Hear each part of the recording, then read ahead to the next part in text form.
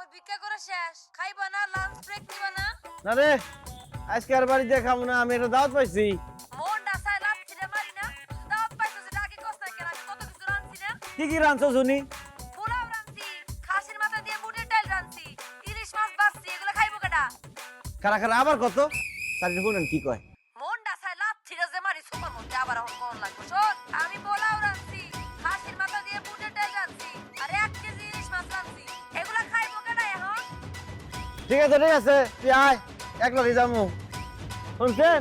আর আপনি ডাল ভাত খাওয়ানোর লেগে আপনি বাড়িতে নিয়ে যেতে চান, টাকা দিয়ে বিদায় হন স্যার। এই তোরা তো রাজকীয় খাওয়ান দাওয়ান খাস, তাহলে একটু আগে করলে 2 দিন ধরে খাস না? এত বুকা কে রান্নে? আমরা যদি বলি আমরা যে আমরা মুরগির মাংস গরুর মাংস দিয়ে খাই, তাহলে আমরা টাকা দিবেন, বিকে দিবেন। ও আচ্ছা, এরকম সিস্টেম কে? মানে এনে ওর সামনে থালি একটা, তোর সামনে 2টা কে? ও স্যার, আপনাকে দোয়ায় আমার ব্যবসা বাণিজ্য মাশাআল্লাহ খুব ভালো। এটা হলো মেইন বিজনেস, আর হলো সাইড বিজনেস, ব্রাঞ্চ খুলছি কইতে পারেন।